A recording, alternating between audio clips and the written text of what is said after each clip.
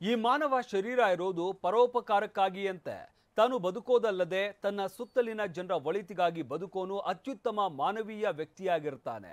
ಹೀಗೆ ಬದುಕನ್ನೆಲ್ಲ ಪರರ ಒಳಿತಿಗಾಗಿ ಮೀಸಲಿಟ್ಟ 9 ಕನ್ನಡದ ಸಾಧಕರಿಗೆ ಪದ್ಮ ಪ್ರಶಸ್ತಿ ಒಲಿದು ಬಂದಿದೆ.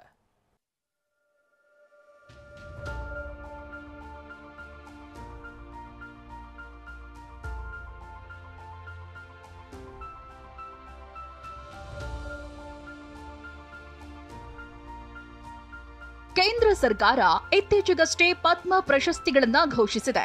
ಇದರಲ್ಲಿ ಕನ್ನಡದ ವಿವಿಧ ಕ್ಷೇತ್ರಗಳ 9 ಸಾಧಕರಿಗೂ ಪ್ರಶಸ್ತಿ ಸಿಕ್ಕಿವೆ. ಒಬ್ಬರಿಗೆ ಪದ್ಮಭೂಷಣ, 8 ಸಾಧಕರಿಗೆ ಪದ್ಮಶ್ರೀ ಗರಿ ಮೂಡಿದೆ.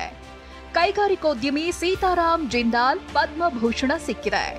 ಕ್ರೀಡಾಪಟು ರೋಹನ್ ಮಚ್ಚಂಡ ಬೋಪಣ್ಣ, ವೈದ್ಯಕೀಯ ಸೇವೆಗೆ ಪ್ರೇಮಧನರಾಜ್ ಮತ್ತು ಚಂದ್ರಶೇಖರ್ ರಾಜಣ್ಣಾಚಾರ್, ಕಲೆಗಾಗಿ ಅನುಪಮಾ ಹೊಸಕೆರೆ, ಸಾಹಿತ್ಯ ಹಾಗೂ ಶಿಕ್ಷಣಕ್ಕಾಗಿ ಶ್ರೀಧರ ಮಕ್ಕಂ, ಸಾಮಾಜಿಕ ಸೇವೆಗಾಗಿ ಕೆಎಸ್ ರಾಜಣ್ಣಗೆ, ಕೈಗಾರಿಕೋದ್ಯಮಿ ಶಶಿ ಸೋನಿ ಮತ್ತು ಸಮಾಜ ಸೇವೆಗಾಗಿ ಸೋಮಣ್ಣ ಅವರಿಗೆ ಪದ್ಮಶ್ರೀ ಪ್ರಶಸ್ತಿ ಒಲಿದು ಬಂದಿದೆ.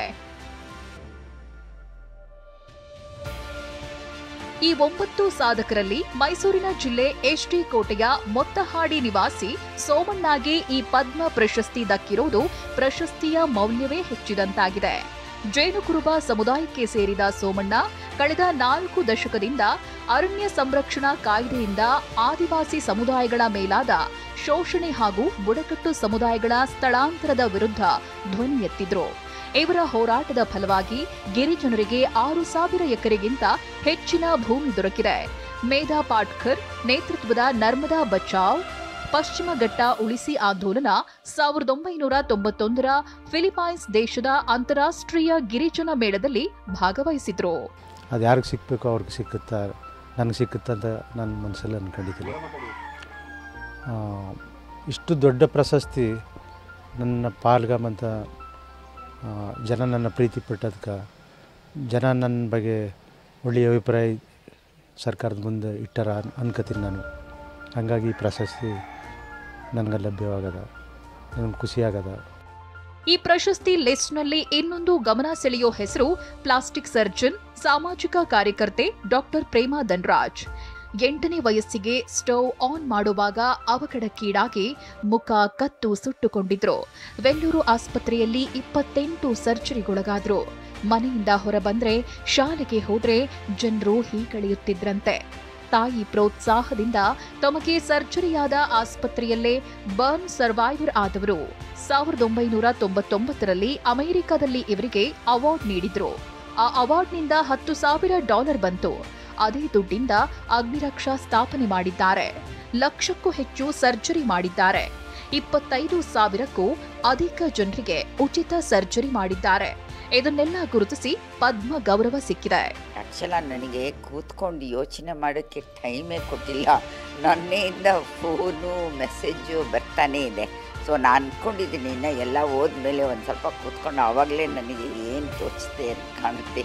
ನನಗೆ ಇದುವರೆಗೂ ಒಂಚೂರು ನನಗೆ ಅಂತ ನೆನೆಸ್ಕೊಳ್ಳೋಕ್ಕೆ ಟೈಮ್ ಸಿಕ್ಕಿಲ್ಲ.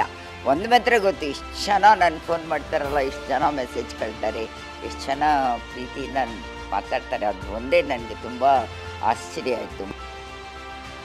ಖ್ಯಾತ ಮನೋರೋಗ ತಜ್ಞ ಕನ್ನಡಿಗ ಡಾಕ್ಟರ್ ಸಿಆರ್ ಚಂದ್ರಶೇಖರ್ ಅವರಿಗೆ ಪದ್ಮಶ್ರೀ ಸಿಕ್ಕಿದ್ದಕ್ಕೆ ಸಂತಸ ವ್ಯಕ್ತಪಡಿಸಿದ್ದಾರೆ.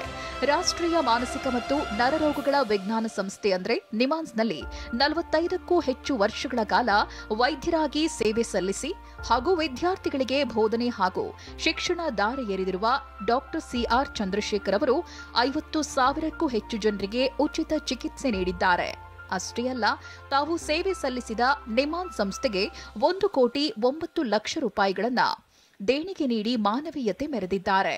No, getting award for me is not a new thing. More than 70 awards I got. Karnataka government itself has given more than 5 awards. So I am happy because we are in Karnataka and Delhi is very far off.